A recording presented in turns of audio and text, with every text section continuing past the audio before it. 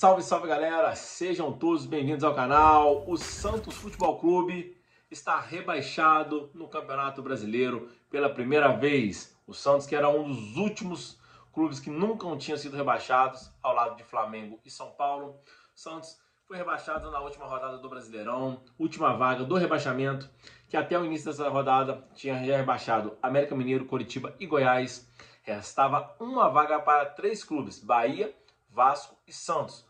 Os 3 clubes entraram na rodada tentando se livrar do rebaixamento. O Vasco e o Santos estavam fora da zona e o Bahia estava na zona. O Bahia pegava o Atlético Mineiro, o Vasco recebia o Bragantino e o Santos recebia o Fortaleza. E o Vasco vence o Bragantino no final da partida. O Vasco estava sendo rebaixado, faz 2-1 no finalzinho do jogo. O Bahia não teve trabalho algum, até foi surpreendente, goleou o Atlético Mineiro, que até então tinha chance de ser campeão brasileiro, remotíssimas chances, tinha que fazer uma goleada. Tomou 4-1 do Bahia, surpreendente, muito estranho esse placar, mas foi 4-1 para o Bahia. Se salvou porque o Santos, em casa, perdeu para o Fortaleza por 2-1. No finalzinho do jogo, o goleiro do Santos, Rafael, fez uma lambança. O Santos estava sendo rebaixado, mas ainda tinha minutos, estava para poder tentar numa bola vadia, quem sabe fazia o gol, aí cairia o Bahia. Porque os 3 clubes vencendo, o Bahia cairia.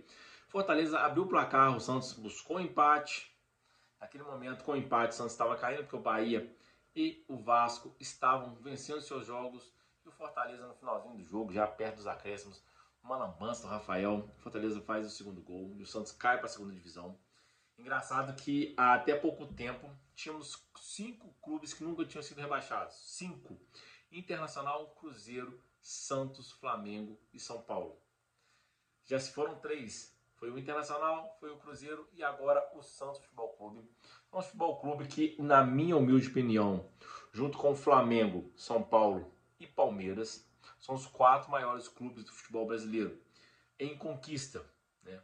Óbvio, o Santos não tem as torcidas que tem Flamengo, São Paulo e Palmeiras, mas o Santos, pelo número de conquistas, a maioria delas na era Pelé, um dos maiores clubes do futebol brasileiro, sem contar a história. E agora vai disputar a segunda divisão o ano que vem, e é uma segunda divisão que a gente tem acompanhado que para os clubes que caem, mesmo sendo clubes considerados grandes, é difícil de voltar, porque antigamente, quando caiu Palmeiras lá atrás, Grêmio, Corinthians, Atlético Mineiro, né? Essa turma toda, quando caiu, o dinheiro da TV, o dinheiro da premiação não era diminuído. Os clubes grandes continuavam com a mesma verba como se estivesse na Série A. Mudou isso há poucos anos, por isso a dificuldade que o Cruzeiro e o Vasco tiveram para retornar para a Série A.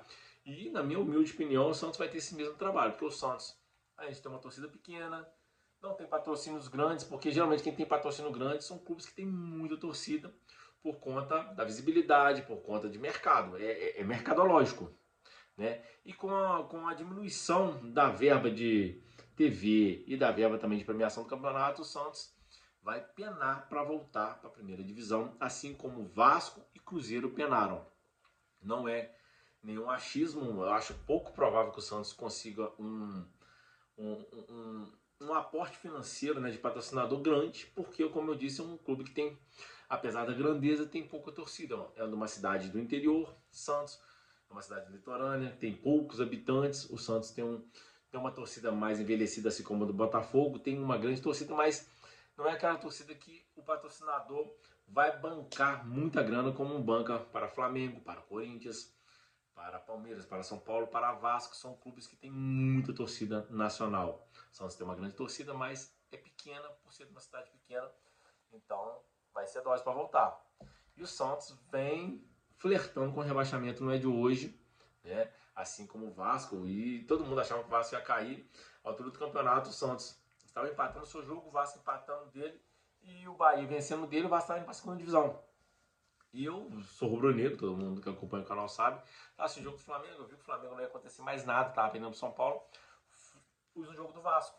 É um jogo que até então o Vasco estava caindo, eu vou poder ver, né, essa questão toda do ambiente do estádio, como é que estava o jogo. Cara, e a torcida do Vasco empurrou demais o time correspondeu.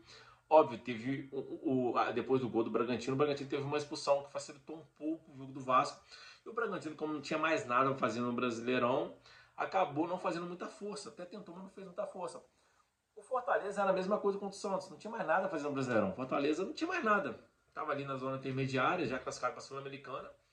Mas mesmo assim, foi para cima do Santos e o Santos acabou bobeando.